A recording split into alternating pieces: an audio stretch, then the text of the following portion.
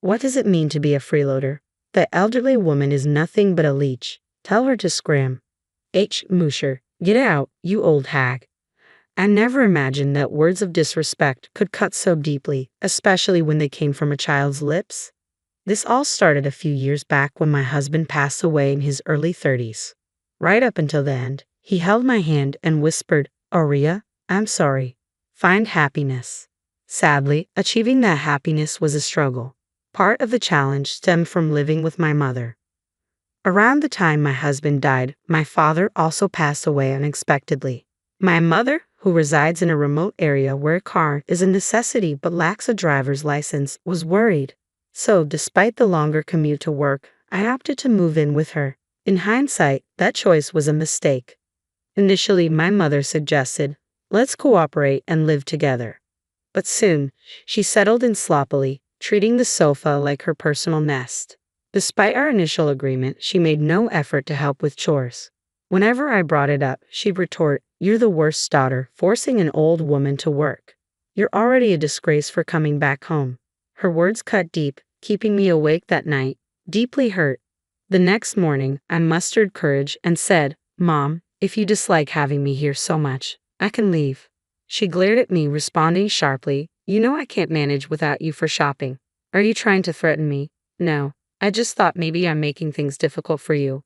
"Then just do your part and be useful," she grumbled, reluctantly eating the breakfast I prepared. I was at a loss, unsure of what she truly wanted. Her constant complaints wore down my spirit. The toll of the long commute and sole responsibility for household chores took a toll on my physical health. Each day after work, I tackled all the tasks she neglected before collapsing into bed. In a life devoid of personal enjoyment, my mother's criticisms became a daily burden. Just when I thought the monotonous days would stretch on forever, a sudden and significant event shook things up. My brother's family appeared at our doorstep unexpectedly. "What brings you here all of a sudden?" My brother, Louis, his wife, and their son rarely visited because they found the countryside dull. Confused, I looked to my sister-in-law, Alvina, who tilted her head. "Did Mom tell you?" Before I could respond, my mother hurried in and warmly welcomed them. She praised my brother's family for coming so well prepared. "What's happening?" I asked, trying to make sense of the situation. "We're moving in with Louis and his family now, so Aurea, you're not needed here anymore. Start packing," she declared bluntly, brushing off my shock. She ushered my brother's family inside, and they settled into the living room, lugging heavy bags with them. Almost immediately, my mom instructed me to make coffee. As I started preparing it, tears threatened to spill. It wasn't the first time I felt the sting of her unequal treatment. From childhood, she showered my brother with everything he wanted on his birthdays, while mine were marked with thoughtless gifts.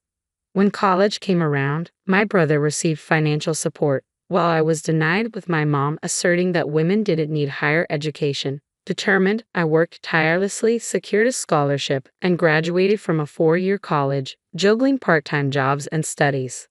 When my husband passed away and my mom offered to move in with me, I hoped it signaled a change in her attitude towards me. Unfortunately, I soon realized I was mistaken. Finishing the coffee for everyone, I retreated to my room, unwanted and unseen by my own mother. "I need to start searching for a new place to live right away," I thought to myself as I prepared to leave the living room. Just then, I felt a sudden jolt in my back, causing me to stumble forward. Startled and lost in sadness, I turned to see Delano, my nephew, who had kicked me. "Ouch! That hurts. You can't kick people," I told him firmly. Upon hearing my voice, Alvina, his mother, surprised me by saying, "Aurea, please let it go." Delano grinned mischievously and boasted, "I took down the old lady." Alvina chuckled and replied, "Yes, you did." Confused and dismayed, I showed them my bruised knee. Isn't it basic to teach children not to kick people? I'm genuinely hurt. Why shouldn't I correct Delano? We believe in no scold parenting. We let our child explore and grow freely. Alvina interjected with clear annoyance. She then took Delano by the hand and departed, stating, "There's no point in continuing this conversation. Let's go play in the living room." I seethed with anger, but it was evident that my mother, brother, and Alvina were united against me. Engaging in a futile argument wouldn't achieve anything, so I retreated to the kitchen to compose myself. Just as I was on the verge of breaking down, I sought solace in sweets. I remembered having some cream puffs in the kitchen, but when I arrived, my brother was already opening the fridge, exclaiming, "Ah, cream puffs. Delano, would you like a cream puff?" He called out to the living room, and Delano eagerly ran over to grab one. I snapped at my brother. "Hey, that cream puff was meant for me. Why are you giving away things from someone else's house to your child?" "Oh, so that was yours? Well, the cream puff seems happier being enjoyed by a cute kid. Getting upset with a child? You're overreacting," my brother retorted casually. "I'm not upset with Delano. I'm upset with you for giving away my cream puff." My raised voice must have carried because soon both my mom and Alvina entered the kitchen. "Aurea, enough already. Stop picking fights with your brother. Don't you have better things to do? When do you plan on leaving?" My mom interjected firmly. "Leave? You just told me to leave." "I have nowhere to go today," I shot back. "Oh, poor dear. How about we let Aurea stay until she finds a new place?" Avina chimed in with false sympathy. Reluctantly, my mom agreed, saying, "Avina, you're so generous." I felt frustrated, knowing that arguing wouldn't solve anything, but I couldn't hold back my discontent. "What do you mean, support me? I contribute half of the living expenses in this house. Why am I treated like this?" I exclaimed. "You're still relying on your parents' support, right? Isn't the money from Dad's inheritance?" My brother presumed. "In reality, I cover all household expenses with my own salary," I clarified. "But my brother and his wife assume I'm living off our late father and mother, so arguing seems pointless." Delano, done with his cream puff, piped up, "What does support me mean?" With a smug smile, my brother pointed at me. "It means her. She's a loser who needs support. Tell her to leave, huh? Freeloader. Get out, old lady." I never expected the sting of a child's insult to cut so deeply. My sadness quickly boiled into rage. "I'll leave as soon as I find a new place, but I'm taking everything I brought with me." "That's all right with you, isn't it, big brother?" I retorted sharply. "Sure, go ahead," he replied, his tone mocking. My anger surged to new heights. In that moment, I vowed never to forgive them. Determined, I made plans and set a swift timeline to move out. On the day of my departure, as a final gesture of respect, I surprised my mom and brother's family with a vacation. They eagerly set off, unaware of what awaited them upon their return. I completed my move, imagining their astonished faces when they discovered my absence. Leaving behind a notebook in the living room, I departed for my new home with a renewed sense of independence. The next evening, my phone rang, and I answered to a frantic call from Alvina. "Aurea, what's going on? The house is empty. They must be in a panic. Everything from the fridge to the washing machine is gone." I had warned my brother that I would take everything I had bought, and I followed through. When I moved in, everything was old, so I replaced it all. My mom was aware of this. I could hear Alvina shouting at my mom, "Why didn't you stop, Aurea?" My mom's feeble response came back, "I never thought she'd actually go through with it." In the background, I could hear Delano crying. They were in more chaos than I had anticipated. Aurea claims she bought everything herself, but there's no proof. Didn't she use Dad's inheritance for all of it? My father didn't leave us any inheritance. You and my brother were gone right after the funeral, so you probably didn't know. There's no way you could have sent us that much money just from your pension, Alvina argued. Actually, that money came from me, I clarified. What? Alvina sounded astonished. I paid for everything. Check the notebook in the living room. The notebook contained receipts for every item I had purchased for the household. Alvina looked through it, clearly confused. What does this mean?